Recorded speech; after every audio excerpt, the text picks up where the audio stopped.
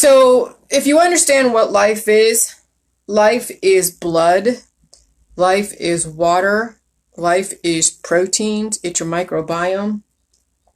So when you understand that prostaglandins, they are from the male, they're derived from the male. Everybody has prostaglandins. When you have less fatty acids in your body, you will have less prostaglandins, which means that you won't have the capability to heal at an exponential level.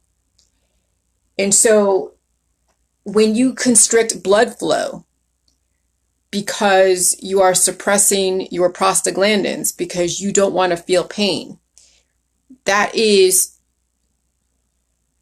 an example of people killing off parts of their body every single time they feel their body trying to evolve and regenerate.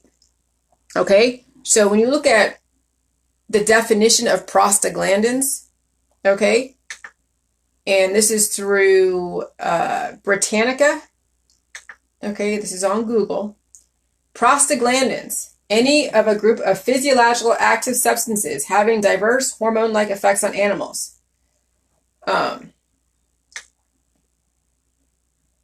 Okay, that's long. I was looking at, okay. All right, this is from fatty acid, but I want to get to here we go.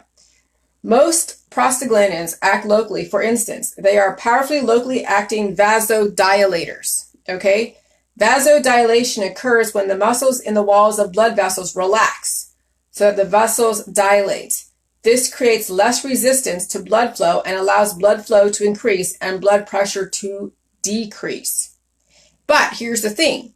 You have so many prostaglandins coming into your body and you lower your blood pressure, that would cause angina. So this is where the balance of the body is able to increase blood flow and allow the blood to flow, but there is a balance.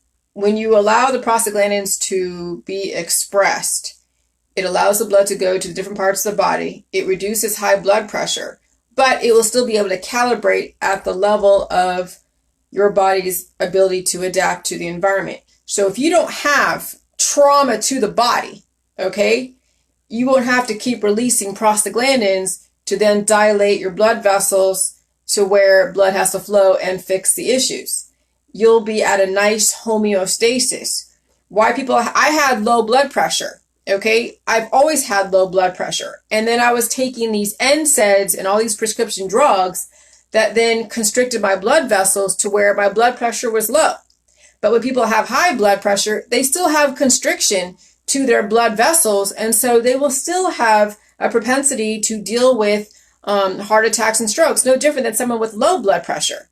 Okay? No matter what, low blood pressure, really low blood pressure and high blood pressure will create the environment for heart attacks and strokes where you probably wouldn't survive them.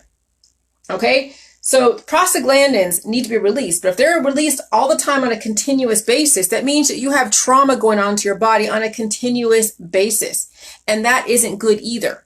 Okay? If you obviously have to keep releasing prostaglandins, then yeah, you have trauma going on and that shouldn't be. Okay?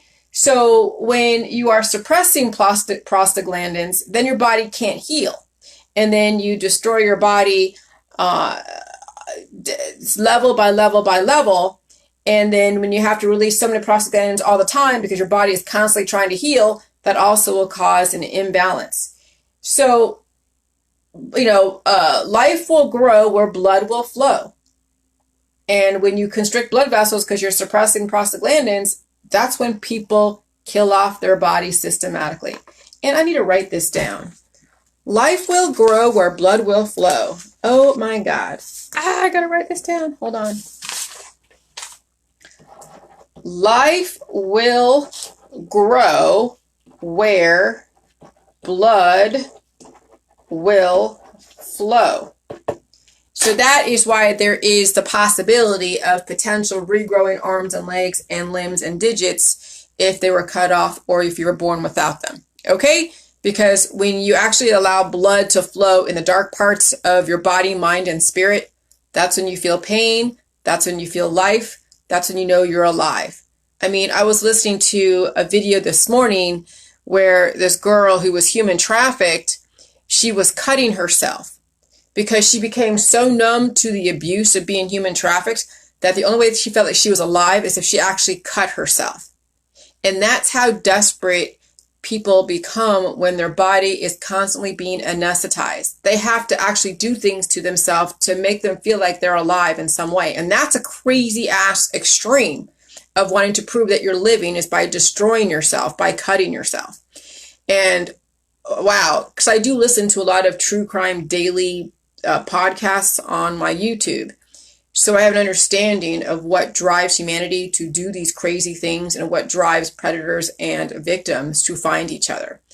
And it always, always happens to young teenage girls and then very predatory men and women who find the weaknesses in society and capitalize on it. And that's why J-Juice is so important, that you have to strengthen your body, mind, and spirit so you don't become a victim as well as a predator. Okay? So anyways, good luck. Bye.